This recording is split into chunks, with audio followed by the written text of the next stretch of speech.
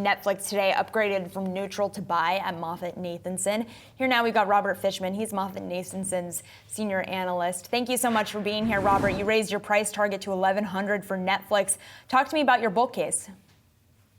Yeah, the bull case is that the more we dug in on this company and refreshed our view, the more confident we got with the growth outlook.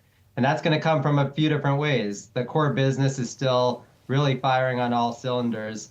The advertising business and the unlock that happened with the advertising tier is still in the very early stages. And margins, because of all of that, are going to continue to rise. And we don't really see any sort of cap in sight.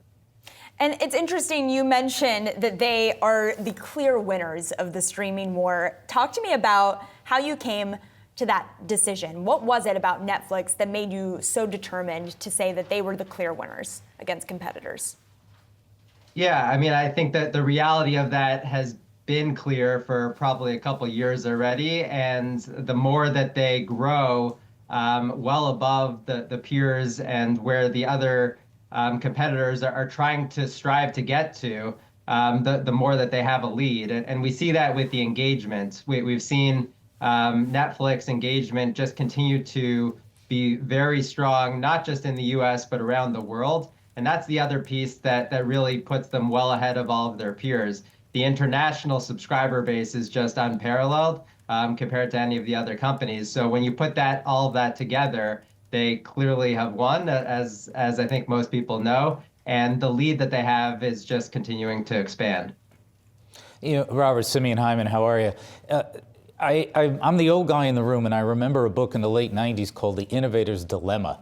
And what it said was that incumbents actually have a huge advantage whenever there's disruptive technology because the incumbents just can't get their arms around it, their cash cows are too valuable. This seems like we're living in the upside down, that it's incredibly hard for any new entrants to get into many of these markets, whether it's Netflix or other parts of the technology space. Yeah, I mean, I think Netflix clearly has proven that it has a significant first mover advantage in this streaming world.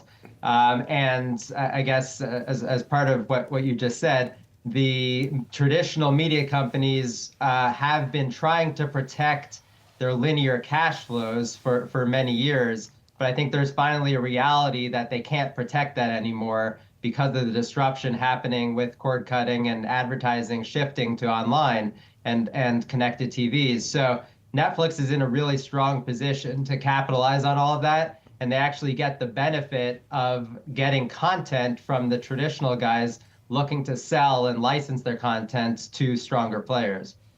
How do you think about how much pricing power they do have, just given the fact that in the context of what we're talking about, they have this first mover advantage, but customers got used to Netflix as a cheaper alternative to cable? Does that put a cap on how much they can raise prices?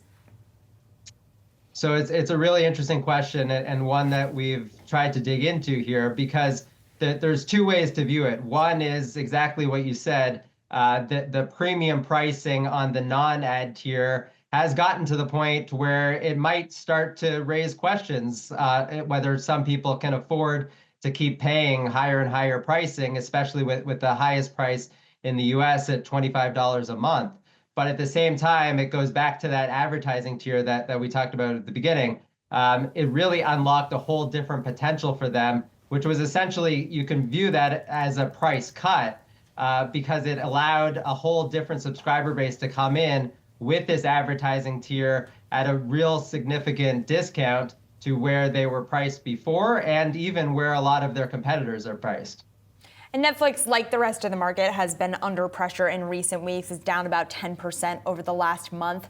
What do you think is driving that selling? And is that key driver of selling in Netflix something that you think is going to be resolved long term? Well, yeah, I mean, as part of our upgrade, we clearly now believe that the upside opportunity is not fully reflected within the current valuation. It did give us an opportunity to come in here at a little bit of a discount. So we tried to take advantage of that. But at the same time, the long-term growth perspective and the fundamental strength that we dug into here really gave us the confidence that the growth is not just for the next year or two, but clearly They have a path to continue to grow well above their peers. And when you look at the valuation relative to that growth, it's a pretty attractive entry point. But why do you think it's down 10% for the month? Is that just the macro? I think there's clearly macro questions that are being raised. You guys were speaking to some of them. So again, this is not just a short-term call. This is a longer-term call, basically backing the winners within the industry and the positions that they have. All right, Robert, thanks so much for joining us and breaking down your call on Netflix. Really appreciate it.